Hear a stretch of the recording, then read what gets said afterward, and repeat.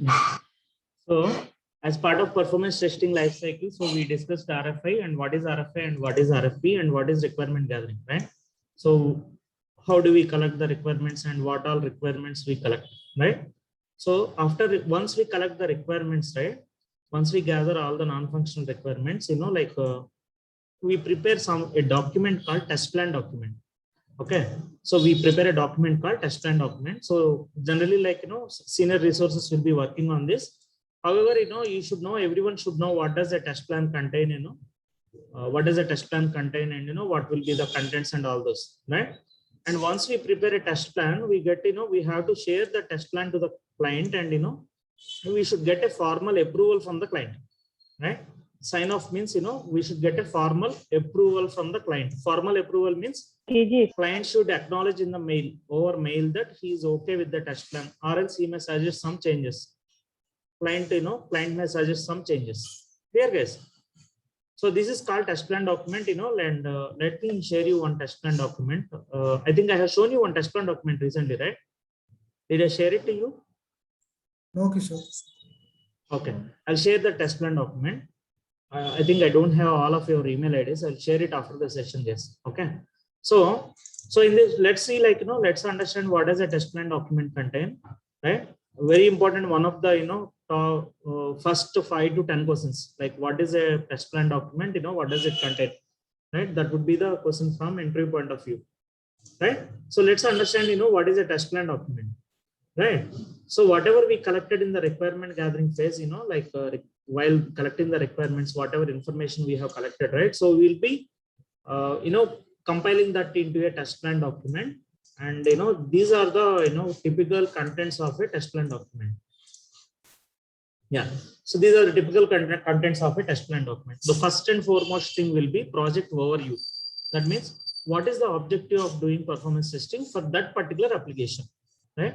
Whatever application we are doing performance testing, right? So what is the objective of doing that? What is the main objective of that application, of the performance testing, right? So that is the first and foremost thing. And the next section would be application architecture. What is the application architecture? What are the web server, application server, database server, and all this? So it basically contains the application. The next section would be architecture diagram of the application, right? So let me let me share you, let me open one test plan document, so that it will be clear for you. Hold on one second. Shared you this, I have already shown you this document, right? So this is how a test plan document looks like this. Okay, I'll share this template. Actually this is plain template. I'll share this template. So here you can see the first section contains the project background and scope. It's nothing but what is the objective of testing, right? What is the objective of testing? Why are we doing performance testing for that particular application? That is the first and foremost thing. And next you will have application architecture diagram, right? So I'll share you this template also. Of course, this template will be more number of pages it will be having. So I'll share you one simple template, a simple document also. Okay, so that you can use as per the requirement. Okay. So if you are comfortable with a big document like this, yes, you can do that. Otherwise, I'll share you another template which has hardly 7 to 8 pages. So this particular template, this particular test plan, will be, I think it will be around some 30 pages or so. Okay. 13, not 13. Right. I'll share you one more template, which will be having around 5 to 6 pages. All the important, details it will be having. I'll share that as well. Right. So coming back to this, what is a test plan? The next important section of a test plan document is application architecture diagram, right? Architecture diagram of the application that we are testing. And the next section would be signed off NFRs and performance testing scenarios. Signed off NFRs means what is NFR, right? So signed off NFR means whatever non-functional requirements we collected in the requirement gathering phase, we will be listing out all those requirement, functional, non-functional requirements, and what are the performance test scenarios that we are going to cover. We are going to cover as part of this performance testing, right? So that is the next section in the test plan document. And the next section would be performance test approach. When I say performance test approach, it will be something like this: goal of each individual test and entry and exit criteria. So what is the goal of each individual test, and then entry and exit criteria. All right. And the next section would be test environment details and scalability, right? So we already discussed this, right? So performance testing, there should be a dedicated environment for performance testing, right?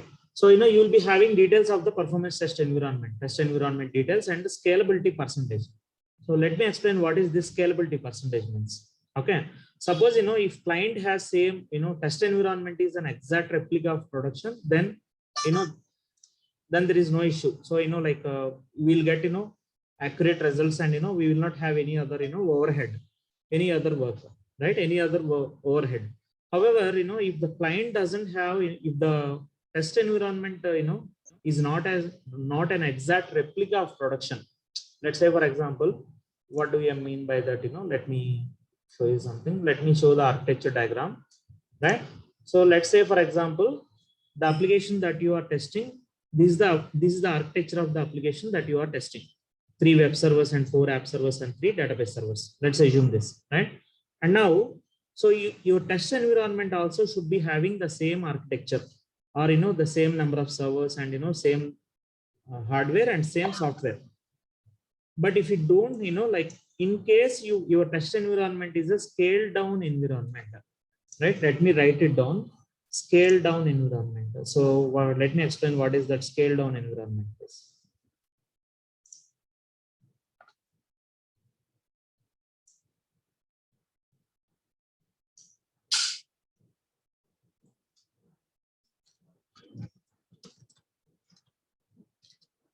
So some clients may be having the scale down environment. Scale down environment means it is not an exact replica of production.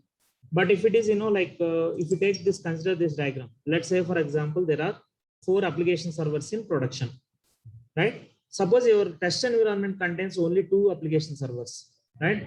Because of budget constraints, they may not be having same configuration in the test environment. Some clients, okay, in that case, you got it right. What is meant by scale down environment, guys? Yes. Scale down environment means relatively small environment, right, compared to the production. So if your test environment is a scale down environment, let's say, for example, there are in production there are 4 application servers, and in the test environment there are only 2 application servers, right? So let's say, assume that here also database, instead of 3 instances here, let's assume there is only 1 database instance. In the same way, only one web server instance, right? So that is called as a scale down environment. Okay, so that is called as a scale down environment. So now we know, if you do performance testing in a scale down environment, right, and you suppose let's assume that your target user load is 10,000 users, right? With this configuration, let's assume that with 4 application servers and 3 database servers and 3 web servers, your target user load is 10,000. Now you cannot go till 10,000 users with with the scale down environment. Okay, you cannot go with this. Let's assume scale down, your test environment consists of only 1 web server, 2 app servers, and 1 DB instance. 1 DB instance. Instance means nothing but server base. That's it. Okay, DB server. Just to introduce these terms, I am using this base. 1 DB server instance means 1 DB server machine. That's it, right? Now this is the scale down environment. So and how much percentage is that? Let's assume that. Okay, let me do one thing. Let me take some some examples like this. Let's assume that production environment has 2 web servers and 4 application servers and 2 DB servers, right? So if you assume this is the configuration of production environment, but however in the test environment we have only 1 web server and 2 app servers and 1 DB instance, 1 database server, right? So now this is a scale down environment. Test environment is a scale down environment, and so if you want to test this 10,000 user load, what you can do is, see, this is 50% of the production environment, isn't it? Yes. right? So then what we can do is, instead of testing with 10,000 V users, right? So we can test with 5,000 V users and we can extrapolate the results. We can extrapolate the results because test environment is only 50% of production. So we can test with 50% of the target user load, right? And we can extrapolate the results. We can, extrapolate means like, see, your test environment is only 50% of production, right? So that's why you are going ahead with 50% of the load and, you can extrapolate the results. I'll show you how to, I'll explain you later, like how to extrapolate the results and all. Of course, it is a very rare case, that, you will have a scaled down environment. Mostly like, test environment would be an exact replica of production.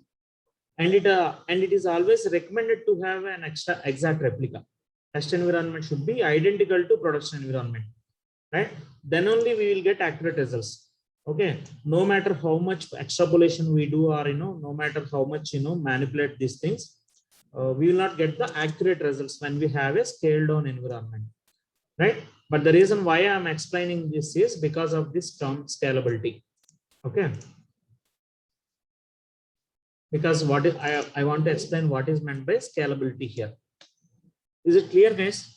What is meant by scalability percentage? Yes. Right? And the next important thing is test data. Test data means username, credentials, and suppose we need to enter some address, right? So all these come under this test data part. So test plan document, the next important section in the test plan is the test data details. Like who will provide the test data? Most of the times, client will be providing the test data. If client cannot provide the test data, like we have to create some test data from our side. So this section contains, what is the test data required for testing and who will provide the test data, whether client will provide or we need to create the test data from our side. So that is the next section, right? And the next 4 sections, like are called, there is a particular term for this called RAID matrix, RAID. If you observe here, I have highlighted the first letters of in each word, right? This is called as RAID matrix, risk assumption issue dependency. Now let me show you, so let me first explain what is risk. So this, what does this section contains? So this risk section contains, what are the possible risks in the application from what are the risks involved in doing performance testing for the application, and what are the assumptions that we are going with, and what are the possible issues, and what are the dependencies, right? So let me show you in the, this is what, this is about this RAID matrix case. Okay, for example, I'll tell you some issues or dependencies. Okay, so if we, for doing performance testing, functional testing should be completed, isn't it? Hello. Yes. So the application should be functionally stable, right? That is one dependency. So application should be functionally stable to do performance testing. That is one dependency, right? And what are the risks involved? If there are any environment issues, or if there are any major business flows not working, or if there are any environment issues, test data issues, we cannot proceed with performance testing, right? So that is the risk involved here. That's what comes under risk. And assumptions are like, we assume that for doing performance testing, we assume that functional testing will be completed and application will be functionally stable. That is the assumption we know. We include that, we list out that assumption here under this section. So let me take you to the performance test, test plan template.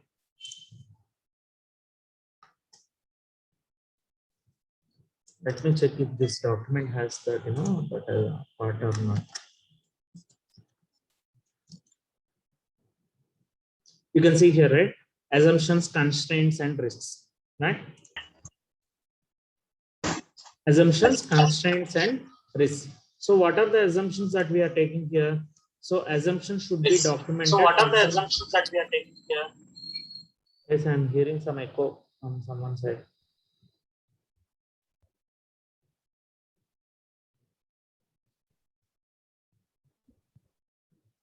Let me mute everyone. Okay. Yeah. So if you observe here, we will list out some assumptions like this.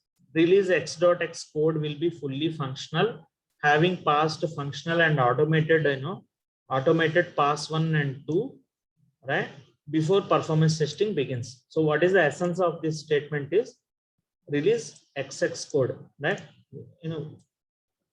Something, like release numbers will be something like this, guys. For example, let me show you some how the release numbers will be, like for example, so let's assume that there is a release of, release this month, right? And your release will be, number will be something like this, 2021, some R10, let's assume that, R10 for, 10th month. For example, if you have a monthly release, right? So your, like your release number will be like this, 2021 R10 or something like that, right? So year followed by month. Clear, guys? Yes. So this is your release number here. Okay. So that's what, like it's mentioned here, when you say release x.x, right? So it will be like, it may contain the year and, month, right? And that code will be fully functional and having passed functional and, having passed functional and automated pass 1 and pass 2 before performance testing begins. Basically, so it means that, the essence of this statement is, before doing performance testing, we assume that, the build has, the code was functionally stable, fully functional, and, functional testing is completed, right? That is one assumption that we take for doing performance testing, right? And all performance center tool software has been installed and configured. This is regarding the environment. All performance center tool software has been installed and configured. And the fully developed, installed, and configured web tier, middleware tier, and database servers must be operational in order for performance testing shakeout to begin, right? Again, this is something related to the environment, right? So these all fall under assumptions. Clear, guys? What is meant by assumptions here? Yes. Right? And let's understand what, guys, is it clear? What is meant by assumption here? Assumptions are nothing but, what are we assuming before starting performance testing? What are the assumptions, like regarding the environment or, or the code. Clear, guys? The code should be the, code test chestamo, it should be fully functional, right? Means it is working fine without any functional issues and functional testing is completed. That's what we assume before starting performance testing. And that is what we are mentioning in the test plan document. So if it is not the case, then this is a risk. If there are some functional issues, we cannot go ahead with the performance testing. So that is the risk involved here. Clear, guys? Yes. Right? And in this constraints, right, you see here performance test environment has 50% of the servers that production has, right? Then the scaling factor is 50%. We call the scaling factor as 50% in that case, because test environment is only 50% of the production, right? So that's why we call that, the scaling factor is 50% now. Clear, guys? And few other constraints are like, performance test environment does not have some of the older data that production has, which limits some of the data scenarios that can be simulated. Don't worry about all this. I'll share you one simple template to you.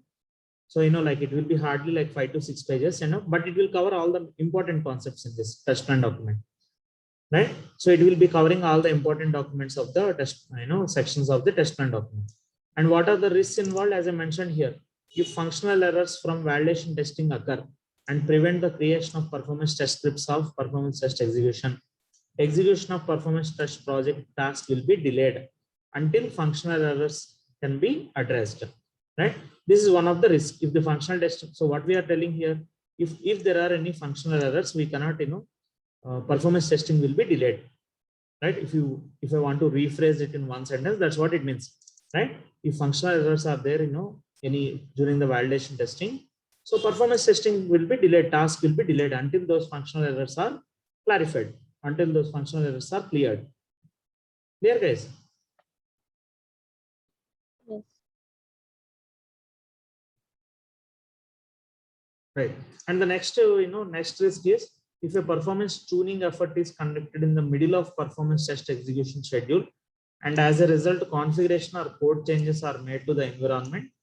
So any changes executed prior to the performance tuning changes should be executed.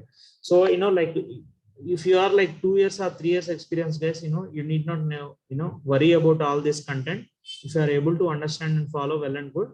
Otherwise, like mostly your team lead or project lead will be, preparing this test plan document, right? Then why we are discussing in the session if your team lead or project lead will be, working on this? Why should we know this test plan document is for interview purposes? Okay, this is one of the FAQ, interview FAQ. What is a test plan document and what is a test plan document? Performance test plan document. Right? Can you explain? Can you explain? Can you explain each of the content? Something like that. The question will be something like this: what is a test plan document? What does a test plan document contain?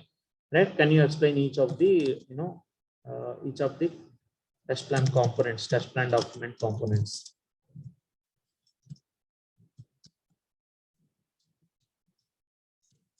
Right?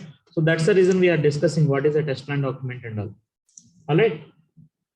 So we understood, right, what is risk assumption, issue and dependencies, right? So, and the next thing is, project plan and timelines. What is the project plan and what would be the timelines? When will we start scripting? When should we start, test executions, right? And when will we share the reports and all, right? All the timelines will be mentioned over here in the next section. And the next section is, non-functional testing team member contact means, so suppose if you are a team of 3 members, let's assume that, this is the performance testing team structure. You have one team lead and, one SSC and, 2 software engineers. Let's assume that this is your performance test team structure, performance PT team structure, right? So if this is your team structure, right, everyone will not be communicating with the client. Everyone will not be directly communicating with the client. But, however, like some team lead in your project may be communicating with the client. So we'll provide his email address and, email address in this section. When you say performance test team member contact, right? Non-functional testing team member contact, right? So, like we'll provide one, contact details of one person, and that guy is called as POC, single point of contact, right? So he will be, if there are any issues with the client, any mails and calls and all, so he will be handling that, generally team lead will be handling that. If there is no team lead and, let's say in some projects, you will have only junior resource and senior resources, right? So in that case, this SSC, senior software engineer, he will be senior software engineer or senior test engineer. So he will be acting as a SPOC, single point of contact. Clear, guys? Not all team members communicate with the client. Okay, every team member will not communicate with the client directly, but there will be a single person of single point of contact, and we will mention that person contact details in this section, in this non-functional testing team member contact, right? And a team member contact, and you may have like all the team members also, but one person will be specified as a SPOC actually in this. If you mention all the team members contacts, right, email addresses, so one person will be designated as a SPOC, a single point of contact, right? And the next section in the test plan will be in scope and out of scope. So what is meant by in scope and out of scope? In scope means whatever business flows we are testing. So what is in scope for performance testing? Means what are the components that we are going to do performance testing, and what are the scripts that we are going to cover as part of this performance testing, that will be specified in scope. And what is out of scope? For example, for performance testing, functional testing is out of scope. If there are any functional issues, we are not going to test them. We are not going to work on them, right? So that is out of scope, right? So what is in scope in this performance testing and what is out of scope, that will be mentioned in this particular section, right? And the last section would contain a sample test report. Once we do a test, how does, we are set to set the right expectations to the client, right? So we can include some sample test report. Okay. So where you can mention like, this is the information that will be provided in the test report. So we'll provide a sample test report so that, like we the client will have a right expectations, right? Clear, guys? So these would be the, test plan components. Test plan and its components means these are the different parts of a test plan document. Okay. So I'll take a pause here. If you have any queries, we can discuss. And I will share this, sample test plan document also with you.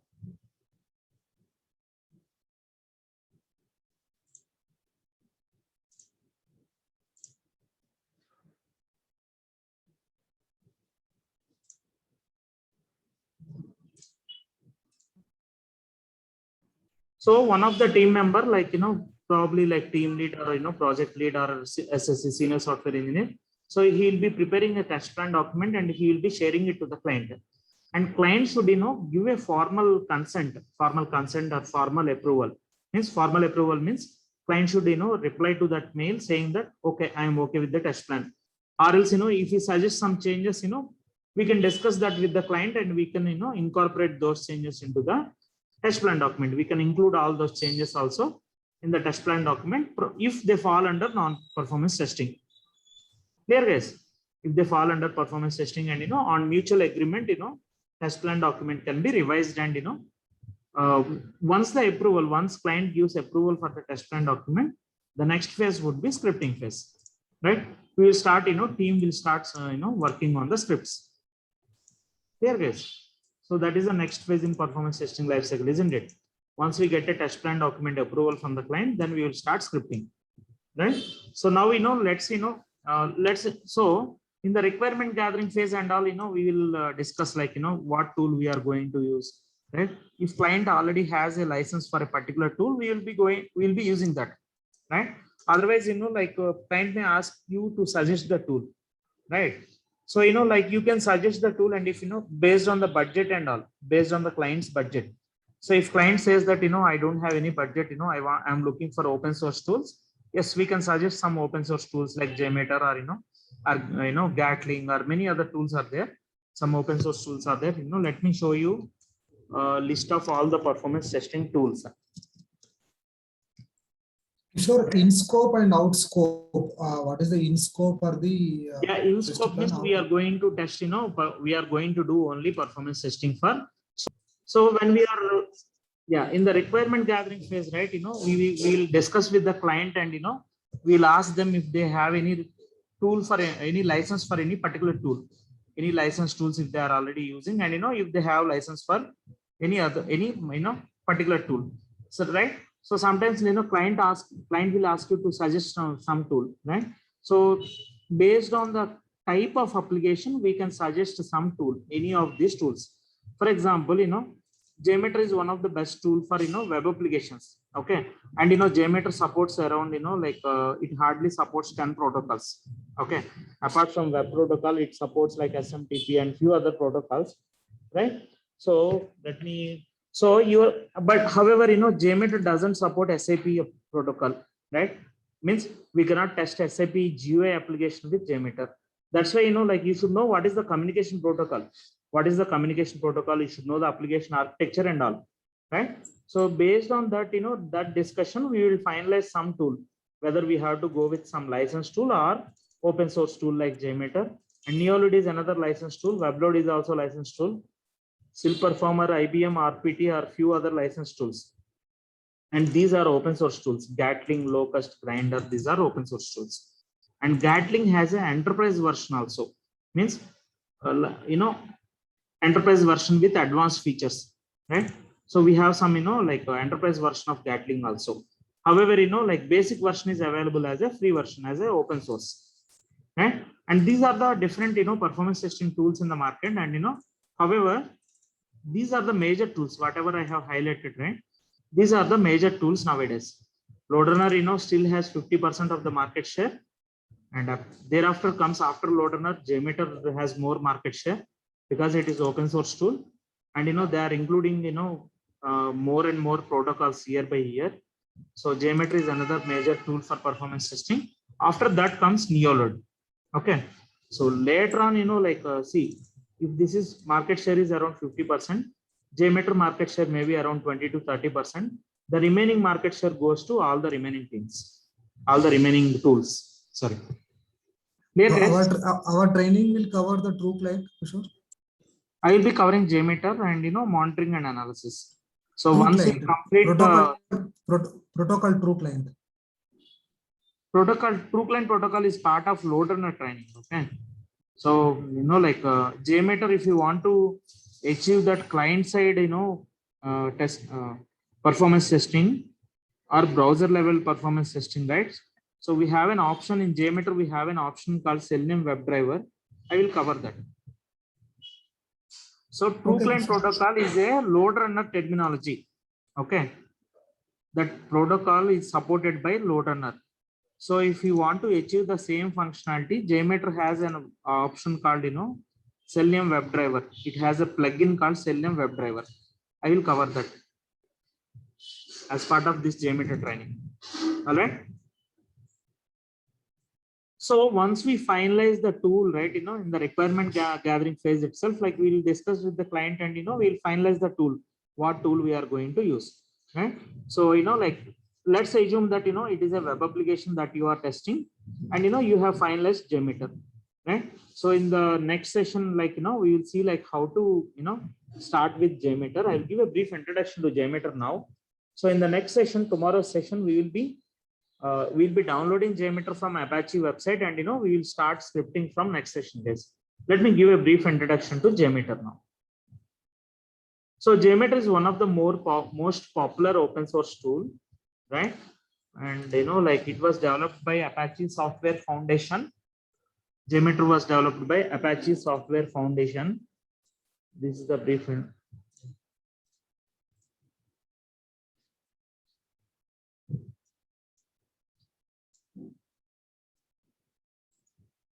Yeah.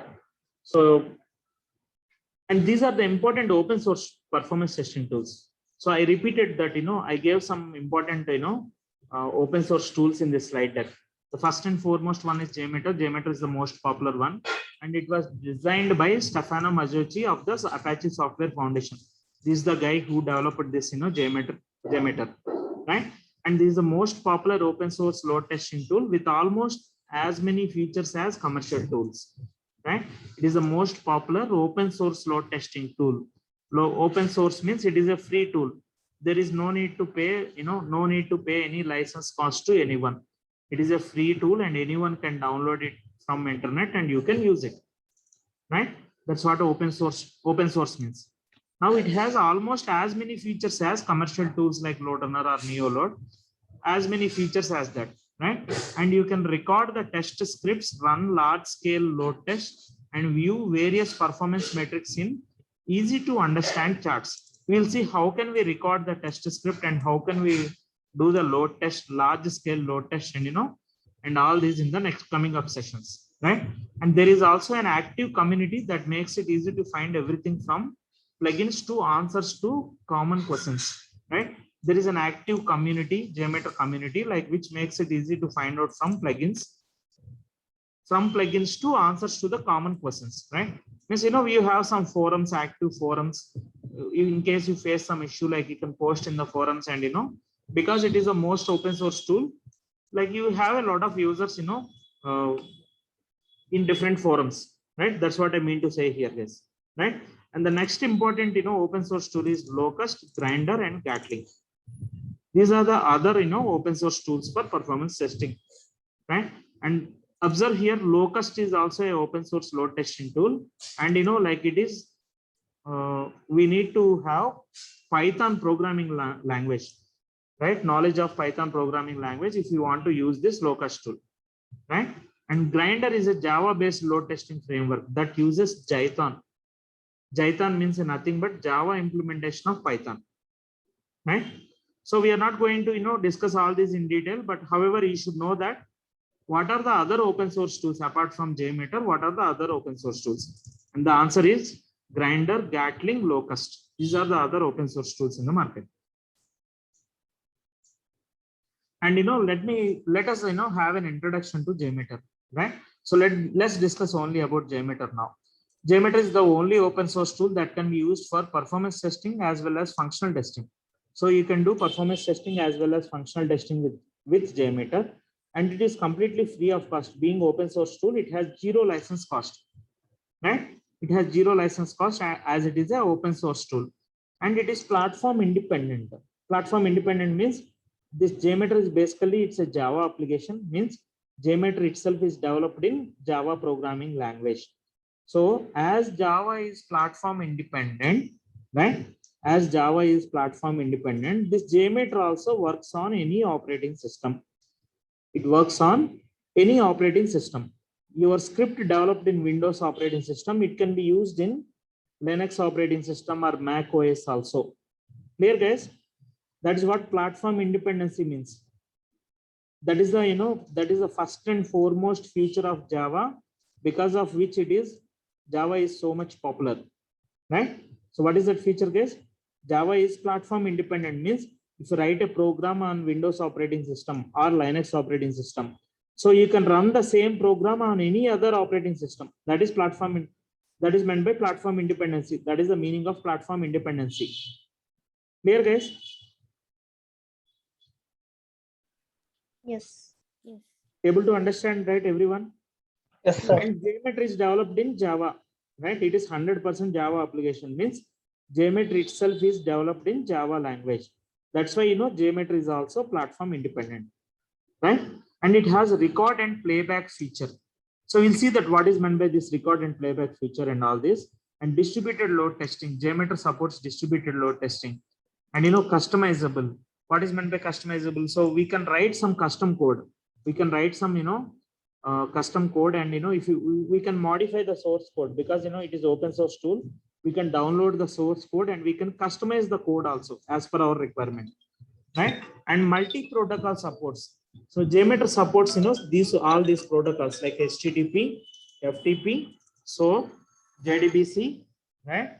JMS and LDAP. So these are the protocols. These are few protocols supported by JMeter, and it can also be used for testing database performance. JMeter can also be used for testing database performance. And what are the types of applications that we can test with JMeter? Here you can see any websites which are using HTTP and HTTPS, right? HTTP protocol and HTTPS protocol, right? Hope everyone knows this. What is HTTP and what is HTTPS? If not, please go through the demo sessions, like recorded sessions of the recorded videos of the previous sessions, right? So, you know, go through that, you know, to understand this, you know, in one of the previous sessions, I explained this HTTP, HTTPS, FTP, and so on, right? And we can test web services like REST and SOAP. We can test database servers. We can test FTP. We can test LDAP servers. We can test mail servers like SMTP, POP3, and IMAP. These are the different applications that we can test with JMeter. You need not remember all this, but however, you know, you should understand that JMeter supports several protocols like this HTTP, FTP, SOAP, JDBC, JMS, and LDAP, right? So I'll stop it here, guys. Tomorrow will be, hold on. So, you know, let's discuss some, you know, pros and cons. Yeah. Okay. So we'll, you know, we'll discuss this today, tomorrow.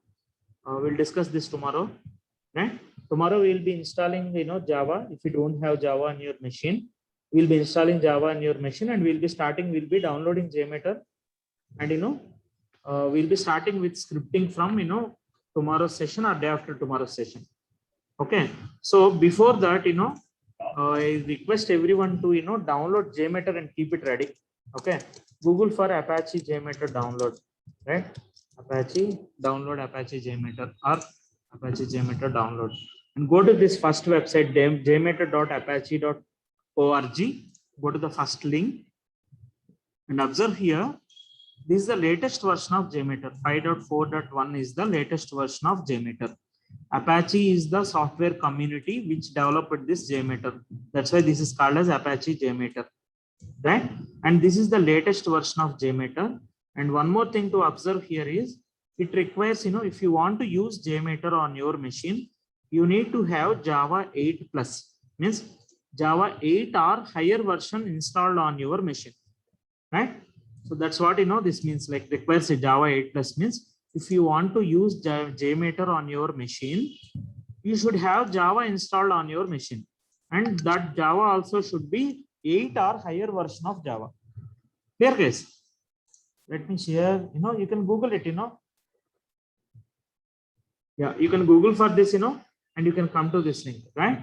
And from here in this page, right? So under you have two sections here, binaries and source, right? So if you want to download the source code, if you want to modify some source code, right? Then this is required. The source code is required. Otherwise, if you just want to use JMeter for scripting, click on this link, Apache JMeter 5.4.1 zip under binaries. Under binaries, click on this zip file, and I already have it on my machine, so I am not going to download. So please click on this link, and you can download it and extract the zip file and keep it ready by tomorrow's session. Clear, guys? It will be some 70 MB. You can see here 70.6 MB. So please download it and keep it ready, and extract it and keep it ready, because it will take some time. Downloading and extracting will take some time. So do it right away. Download the JMeter tool from here and extract and keep it ready. And how do we know that whether we have Java on our machine and which version of Java you have, right? How to check that is open a command prompt like this and type Java space -version, right? And you see, if you see an output like this, right? You see here Java version is 1.8.0_291, right? So we pronounce 0 as O, guys. 0 is pronounced as O in software. So 1.8.0_291. So this is the major version of Java. Means I have Java 8 on my machine. That's what it indicates. And this is the build version, minor release version. Ignore that. But if you have 1.8, that means you have Java 8 on your machine. Clear, guys? Yes. If you don't have Java on your machine, so I'll make you download to, okay. Let's do that otherwise, okay? So, if you don't have Java on your machine, are you able to check that, guys, everyone? Are you able to verify whether you have Java on your machine or not? This is the command, Java space -version. Java space -version. Right? So this is the command to check what if you have Java on your machine or not. If you have Java, what is the version? What is the version that you have? Right? This is the command to check that. So if you don't have Java installed on your machine, and if you are installing now, right? If you are installing now, Google for download 64-bit Java. Download 64-bit Java and go to the first link, java.com, right? And you can download this one, Windows Offline 64-bit. Okay, under Windows operating system, under this table, you can download this Windows Offline 64-bit, and keep this Java also downloaded and installed. Right? Once you download, it is next. That's it. Okay, to install Java. If you want, like I'll show you tomorrow. We'll show, one of you will share the screen, can share your screen, and we can see the Java installation also if you want. But like try to do it on your own. So you should know how to Google it and how to install some programs. You should be comfortable with all those. Okay. So download and install this Java on your machine, and also download JMeter and keep it ready. Extract the zip file and keep it ready by tomorrow's session, before tomorrow's session. I'll stop it here, guys, for today. So any queries before we stop the session?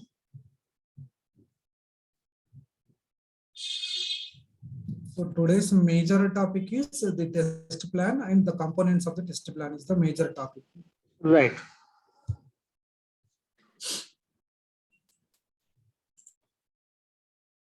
I'll share a simple test plan document also. Which, Sir, yeah. You said this is also, performance testing. Java is also used to do function.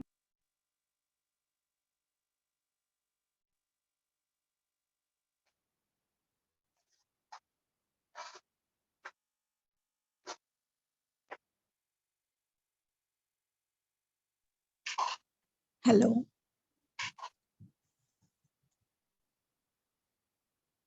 Hello.